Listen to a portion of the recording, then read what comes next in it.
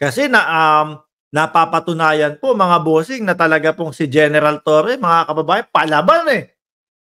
Matibay ang dibdib. Ano? Libo-libo. Oh. Libo-libo yung kinaharap nila doon sa KJOJC, hindi po nagpatinag mga bossing. Anyway, since yan po yung update, no? Doon kay Bantag, mga kababayan, may isa pa tayong update. Maganda din po ito. Oh. Yung mismong middleman po, mga kababayan. Yung mismong middleman po, handa na din pong tumestigo, mga bossing. Handa na din pong magsalita, mga kababayan. O, eto, panoorin po natin. Nakatakdang tumestigo sa kasong pagpatay sa broadcaster na si Percy Lapid si Christopher Bacoto sa October 21. Ayan. Si Bacoto ang sinasabing middleman sa pagkontak sa gunman na si Joel Escorial. Pero nangangamba ang kapatid. Madaming masasama dito. Lalo na, no?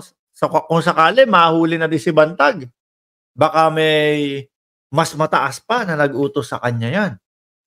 Alam nyo naman po si Ka Percy, no? Alam nyo po kung sino yung mga binabanatan niya. Si dating Pangulong Duterte. O hindi ko naman sinasabi na inililink na naman natin si dating Pangulong Duterte. Malay mo lang.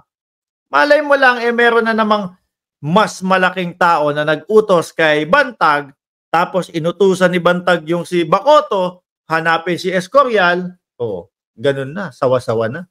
Madaming malalaman, mga kababayan, once na nasa kote si Bantag. Nilapid na si Roy Mabasa na posibleng maisasantabi ang kaso ng mamamahayag kung hindi palulutang si dating Bureau of Corrections Director General Gerald Bantag pagtapos ng October 21. Hinihimok ni Mabasa ang mga otoridad na paspasan at dagdagan ng mga pulis sa paghahanap kay Bantag. Kumbaga, ang gusto style Kibuloy din ang paghuli. Ano, mga bossing? Style Kibuloy din ang pagkuha dito kay Gerald Bantag. Bakit si Kibuloy? Ano sabi? Bakit si Kibuloy? Nagpadala sila ng 2,000 pulis at sa bandang huli, sumuko din. Bakit hindi ganun ang gawin nila? Kay Bantag, ayan. Kibuloy, nagpadala sila ng... May punto po siya dyan, mga kababayan. Ano? May punto po siya dyan. Oh. Pwede naman palang gawin yun eh. Since alam nyo na kung nasaan si Bantag, sabihin mo nang meron mga tutulong na mga kaklase niya. Kung 2,000. Malamang yan. Pagdating nyo pa lang, pag pinaikutan nyo pa lang yan, mga nakataas na kamay niyan. Baka ilabas pa. Ito na sa inyo, si Bantag. Itulak pa palabas sa inyo si Bantag. 2,000 pulis at sa bandang huli ay sumuko din, di ba? Bakit hindi ganun ang gawin nila kay Bantag? Hindi naman natin sinasabing ganun dapat ang iba idalhin kay Bantag. Ang pinakikita natin yung sigasig ng pulis sana.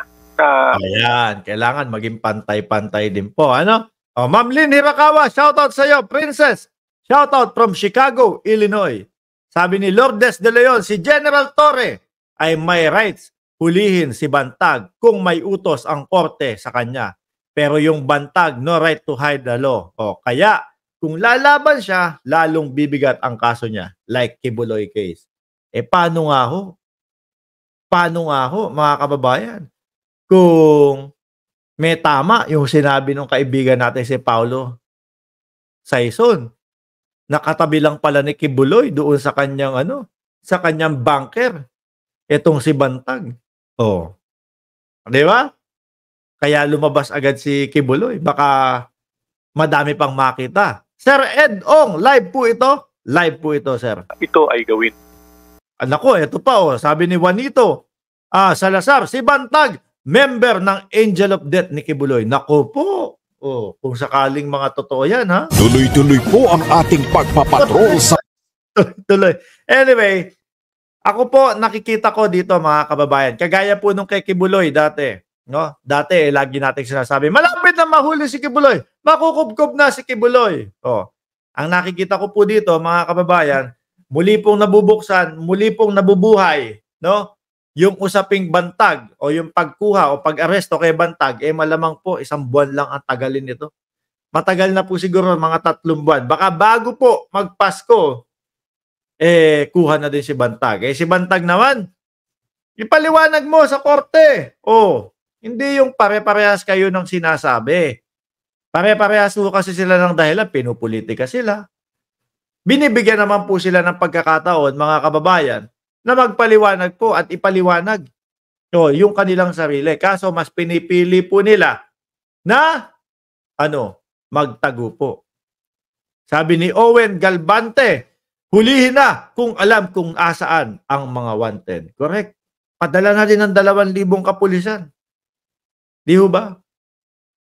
Anyway, iwanan na po natin yung isyong bantag. Gusto nyo po ba yung isa pang wanted, mga kababayan? Eto yung isang wanted. May sinasabi. Program at Secretary. Si Harry Roque, mga kababayan. Bakit kada ihinto ko yung video nito, nakabuka yung bibig ni Harry Roque? Atras ka natin? Yan po ngayon, si Harry Roque, mga bossing. Yan na po siya ngayon, medyo stress na. Stress na po, mga kababayan. Ang hirap po ng magtago, ha? Hindi po biro ang magtago-tago. Biruin mo, ganito yan, mga kababayan. Although hindi ko pa naranasang magtago. Hindi ko naranasang magtago, mga kababayan. Yung tipo bang matutulog ka na, bandang alas 9 ng gabi, alas 10 ng gabi, hindi matutulog ka na, Diyos ko po, ano ba yung kinasadlakan ko? Ano ba yung kinahinatnan ng buhay ko? Tapos bigla kang magigising, maiisip mo, naku, hindi ako pwede matulog na mahimbing. Dahil baka mamaya kapag natulog ako ng mahimbing, nakapasok na yung mga naghahanap sa akin. Di ho ba? Ngayon, maya't maya, gising yan si Roque. Baka kada oras gising niya si Roque. Titingin-tingin sa paligid, Kaya tingnan niyo yung itsura. Mukhang malaki na po ang eye bag, mga kababayan. Pero eto, bumabanat siya. Alam niyo naman po, mahilig bumanat sa social media si Roque. Pero po yung ipagtanggol yung kanyang sarili doon sa kamera de representante, wala! Ayaw! Di ho ba? Tsaka baka yun din ang itanong sa kanya kasi minsan iniisip ko, kinakabahan si Roque nasagutin. Kasi si AR, di ba, nagsabi, may joint account po kami. Ako, pwedeng mag-withdraw pero hindi kailangan na maglagay ako ng pera. Baka kinakabahan din ho si Roque, mga kababayan, na ipaliwanag yung tungkol sa joint account. Pakinggan ho natin ang banat ni Attorney Harry Roque, mga bossing, na gumagamit ng VPN para makapagtago.